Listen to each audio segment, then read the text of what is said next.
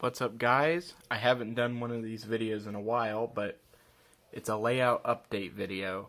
I can't remember when my last layout update was, but here's a video of what my layout looks like right now. This is the main yard, and as you can see, these are the two tracks for, the yard, and then that's the locomotive shops, which I've just gotten here a little bit ago, and over here is supposed to be the car shops. At least that's what it says in the crane on the building. I literally just bought this a couple days ago along with the cork bed that goes on top, or on the bottom there, because the old cork bed was not very good. It was cheap, we'll say cheap. So this building didn't have any of the rails in it, so I literally just got done doing that. The other building, though, the locomotive shops, did have rails in it when I bought it. I think it was $50. Built, everything built. Rails were in it. This one was, this building was also built, but rails weren't in it. The other one's weathered, the other one isn't, but I kind of like it that way because maybe it looks like, they built it after or something like that. Before I get into farther in the layout, I wanted to show some locomotives and freight cars I have recently got here, since whenever my last layout update was, so there's going to be quite a bit here. This is a Cato Indiana Railroad SD90 Mac. I paid about $160 for it. It was DCC ready, but I put DCC in it. I love the 90 Max. I love the 80 Max are my favorite, but the 90 Max, especially the Indiana Railroad, looks really good. This is my Norfolk Southern, in air quotes, SD80 Mac. As you can see, these are decals, and it says NW underneath that. The box says it was a YN2 CSX SD80 Mac. I believe it because you can't, but there's a bit of gray coming through the paint there. It has sound. I paid $160 for this too. The rear marker lights turn red in reverse operation, but sadly these ones don't turn on. Maybe they do. I haven't took the shell off yet, nor am I going to. I don't want to risk breaking it. This is my Conrail SD80 Mac. All the detail isn't put on yet. I want to, but I have to get the tools for it. I put DCC in it, but it's really nice. I like it. I don't think I'll ever put sound in it. I want to get another one. It looks like my handrail's drooping there. I'm going to do a locomotive video, so I'll go through, all my locomotives a bit more. But I really love this SD80 Mac. This is a Walthers, or not Walthers, a Proto, this is before Walthers, Proto 2000. I can't seem to get that plow in the back. It doesn't have DCC yet. I'm going to get it DCC, but I ran it here, not too long ago, and it works really well. So I got that for my birthday there, thanks to my brother. So shout out to him, I guess. There are too many freight cars to go over, so we're going to go over the highlights. This is a New York Central passenger car. Cato, I don't know what run or anything. It has lights. You see the red light on the thing there. It looks really good. I love that car. I paid about $30 for it. I don't know if that was good or whatever, but I like it. So, just gotta spend it a little. Now, I'm not a big passenger guy, but I bought another passenger car. I don't know if it's rare or not, but it's a Penn Central passenger car. I haven't seen too many, so I think it's kind of rare or, hard to find, but it's a really nice car. It's a Walthers car. Came with extra decals for the plate here, but I don't know if I'll ever put them on. I just like the car too much to, touch it or mess with it. Afraid to ruin it, really.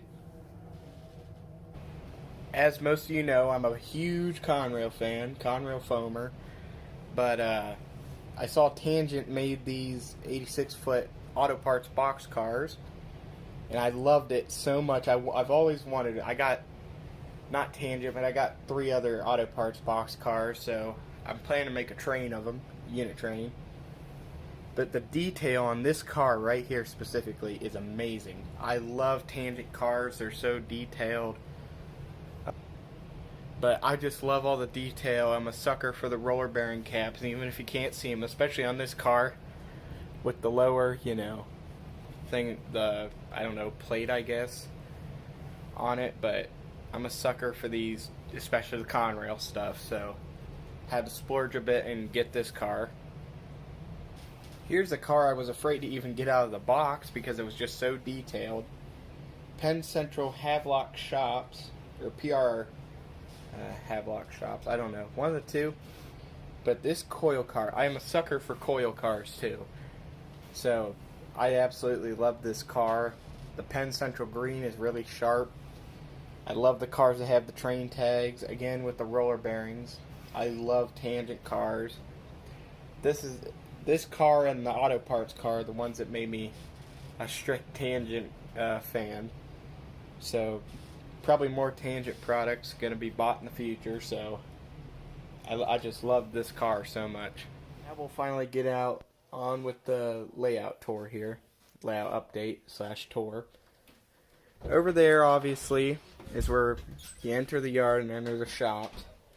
You come on down the track this way. Little chemical plant. I don't really be specific with any of my industries in case I want to put any rail car in them.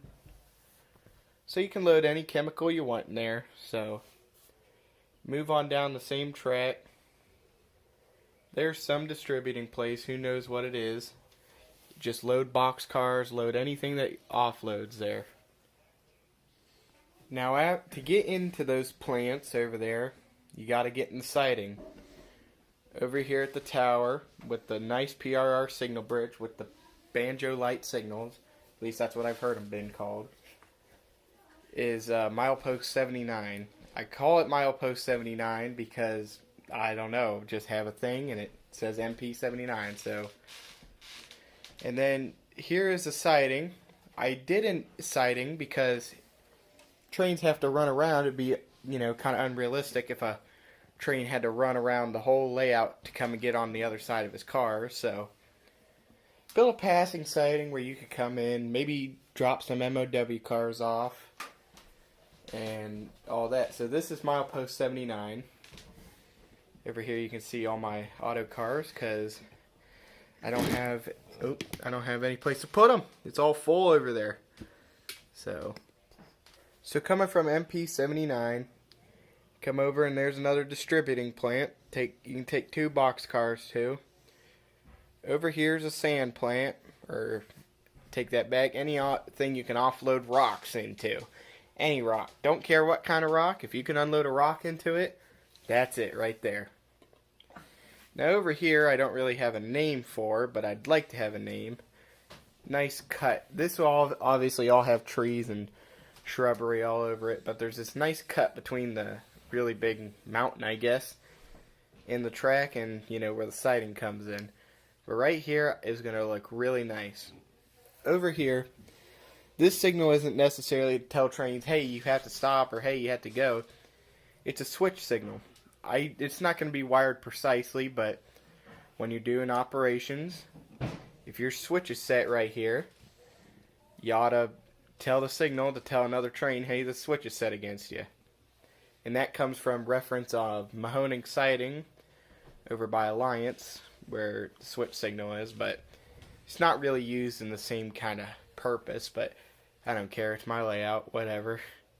Coming from the cut, ignore the GP40-2, is another distributing plant, and then get to the only crossing on the layout, which I don't know why that's the case, but if you can see it under all the trashed locomotives and cars and everything, these are paved roads with Woodland Scenic Smooth It. Now, that's a big improvement.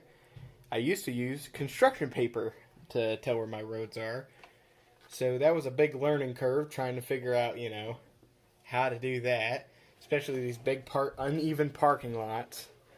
where it's a a different shape. Other than that one was pretty easy over there for the siding. But this is basically the end of the layout, because you come back and then there's the yard entrance for that side. Now I'm going to treat you all to watching a couple trains pull into the yard. Trains go past, maybe a bit of foreign power here and there.